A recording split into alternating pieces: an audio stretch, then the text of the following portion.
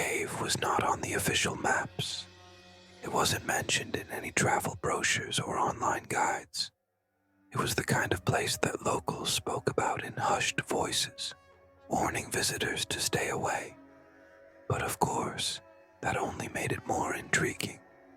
A group of 5 tourists, Emily, Mark, Jessica, Daniel, and Chris, had set out on an adventure through the rugged wilderness of the English countryside. They were seasoned travelers, the type who sought out hidden places and urban legends for the thrill of it. When an old man in a nearby village mentioned a cave that swallowed sound, they immediately decided to find it. It took them hours of hiking through thick woods, following vague directions and nearly giving up twice. The deeper they went, the quieter the world became. Even the birds seemed to avoid this part of the forest. Then, as the sun dipped lower in the sky, they found it. A dark, yawning entrance nestled between jagged rocks. The mouth of the cave was unusually smooth, as if something had worn it down over centuries. Cold air flowed out in unnatural bursts, carrying a strange, stale scent. There was no wind outside, but inside the cave seemed to breathe. Just a few feet in, the tourists found an old wooden sign nailed to the damp rock wall. The words, crudely carved, sent a shiver down their spines. "You can't breathe here." They laughed at first. Probably some prank by a local trying to scare off trespassers. But something about the uneven, jagged letters, scratched deeply into the wood, felt desperate, like a warning made in a hurry. The group exchanged nervous glances. The cave stretched into blackness ahead, its depths unknowable. A few of them hesitated, but Chris, the loudest and most reckless of the group, grinned and stepped forward. The others followed, unaware that they had just crossed a threshold they could never return from. The darkness inside the cave swallowed them whole. The walls narrowed as they moved deeper, the air thick and stale. Their footsteps echoed strangely, almost muffled, as if the stone itself absorbed the sound. Even their own breathing felt wrong, quieter than it should have been. Emily flicked on her flashlight, illuminating the rough, damp walls. Patches of moss and something darker, almost black, clung to the stone like old scars. The air smelled of decay, but not the usual scent of rotting leaves or damp earth. This was different. It was something ancient, something that had been undisturbed for far too long. "All right," Chris said, breaking the silence. "Who wants to test the warning first?" The group chuckled nervously, though the tension in the air was undeniable. The sign outside had been eerie, sure, but they were rational people. There was no logical reason why breathing would be impossible inside a cave. It was just an old legend, a scare tactic, nothing more. Still, the deeper they went, the more suffocating the air felt. Daniel ran his hand along the cold rock, frowning. His fingertips brushed against something odd, deep grooves in the stone, too precise to be natural. They looked almost like claw marks, as if something had scraped against the walls in a desperate struggle. Jessica shuddered and pulled her jacket tighter around her. "Maybe we should turn back," she muttered, but her voice was swallowed by the cave. The words barely carried beyond her lips. The others looked at her, confused, as if they hadn't heard her at all. Chris, always the one to push boundaries, grinned. "Oh, come on. You guys aren't actually scared, are you?" He took a deep, exaggerated breath. "See? Nothing's happened." And then he was gone. One moment he was standing there, chest puffed out in mock bravado. The next, the air seemed to ripple around him like heat distortion, and he simply disappeared. There was no sound, no scream, No sign of struggle, just empty space where he had been standing. The others froze, their minds struggling to process what had just happened. Emily swung her flashlight wildly, its beam cutting through the thick blackness. The cave stretched ahead of them, untouched, undisturbed. There was no hole, no hidden trap, no sign of Chris. He had just ceased to exist. Jessica stumbled backward, her breathing shallow and panicked. "Where did he go?" she rasped, but the words barely made a sound. It was as if the cave itself was swallowing their voices. Mark waved his arms through the air where Chris had been, as if expecting to feel something, anything.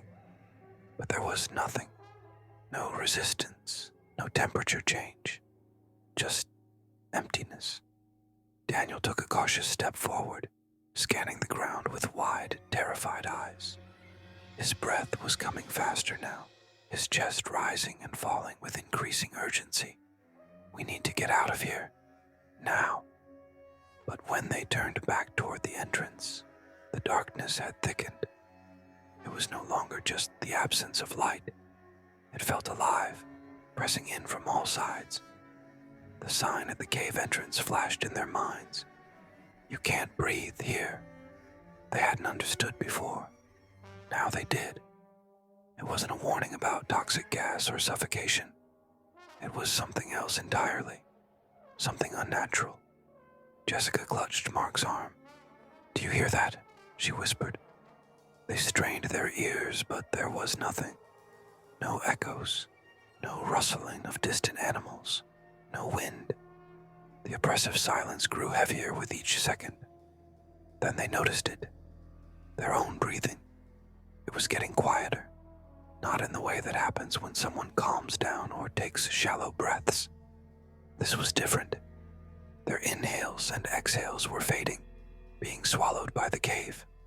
Emily exhaled sharply and listened. No sound.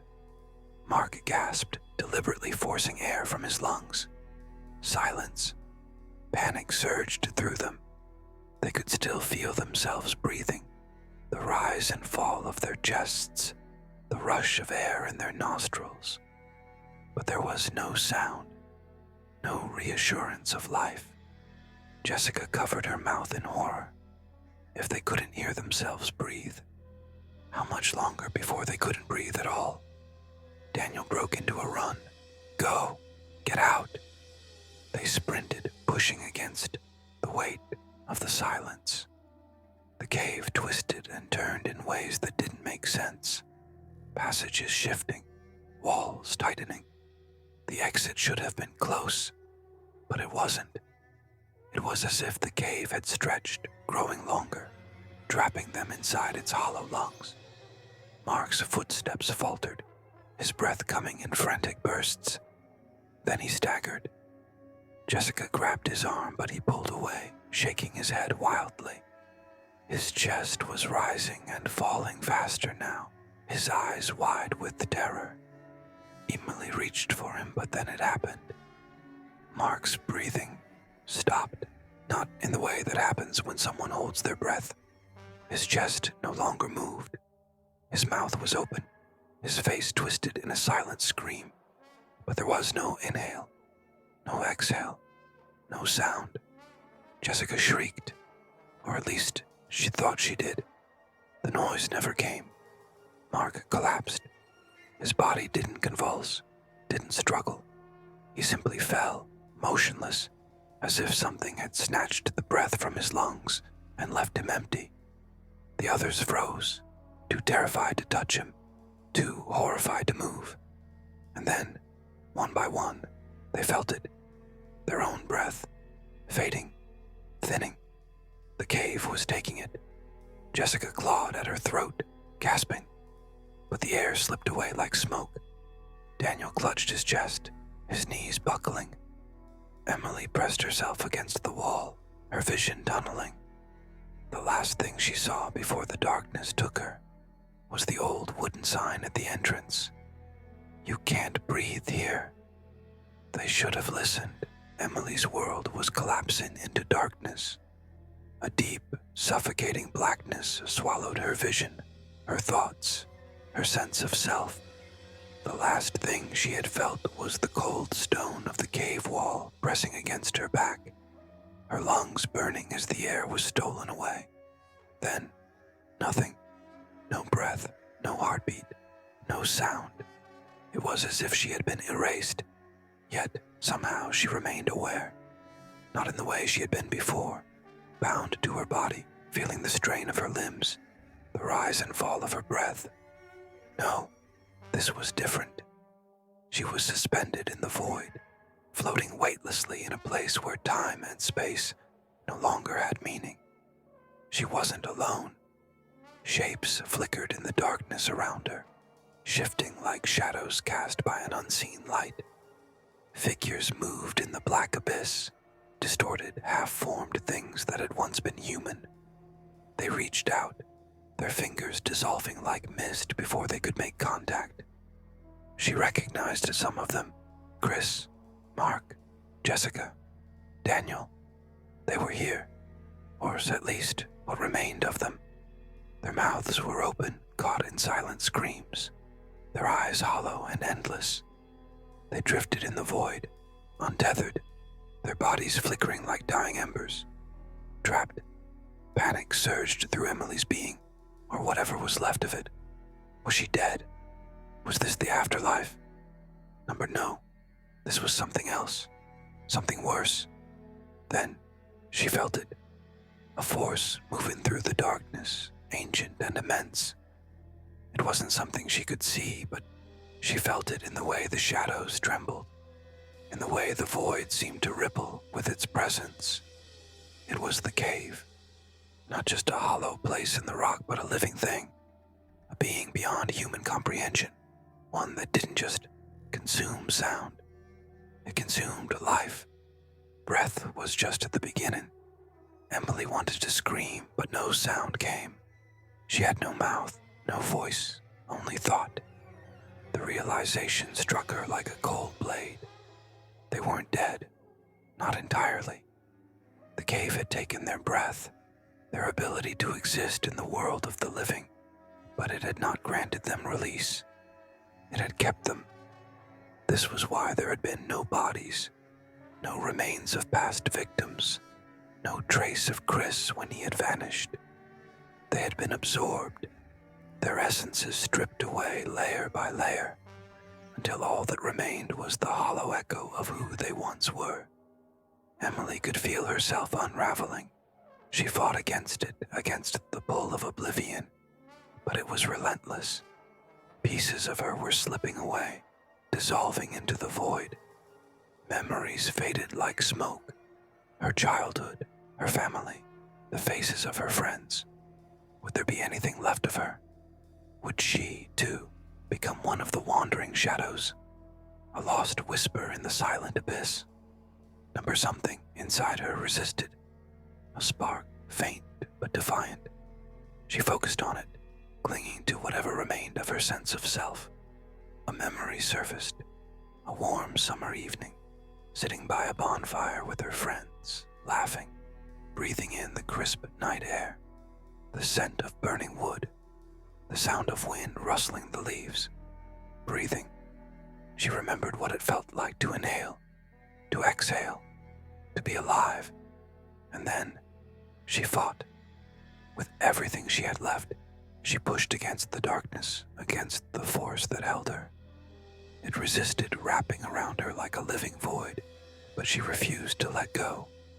She focused on the sensation of breathing, not just the act, but the sound, the rhythm. She willed herself to hear it again, to feel air filling her lungs, to escape the silence. A pressure built inside her, growing stronger, pulsing outward. And then, a gasp, sound, a single, ragged inhale. Emily's eyes snapped open. She was lying on the cold, damp stone floor of the cave. Her body ached as if she had been crushed under an immense weight. A faint ringing filled her ears. The first sound she had heard in what felt like an eternity. She was breathing. She could breathe. But she was alone. The cave was different now.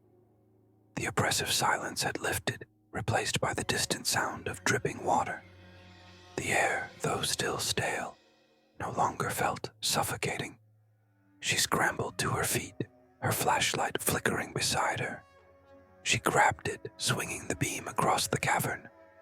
There was no sign of the others, no footprints, no bodies, no trace that they had ever been there at all, except for the sign. "You can't breathe here."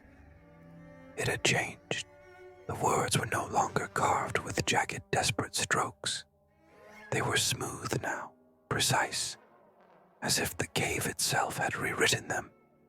Beneath the warning, new words had appeared, freshly etched into the wood. "You took back your breath, but the others are ours now." Emily staggered backward, her pulse hammering in her ears. She wanted to scream, to call out for her friends, but she knew it would be useless. They were gone. No, not gone. Trapped, she turned and ran, her legs screaming in protest, her breath coming in short, desperate bursts. The tunnel twisted and turned, but this time it did not stretch impossibly long. Within minutes, she saw the faint glow of daylight ahead. The cave was letting her go.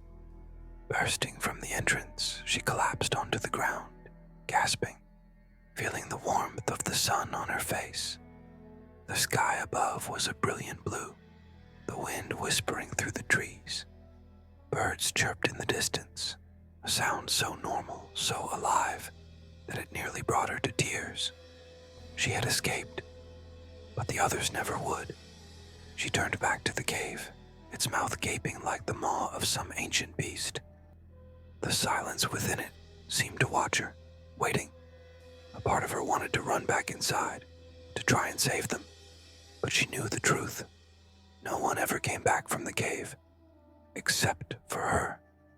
And the cave had let her. Why? The realization crawled up her spine like a cold hand.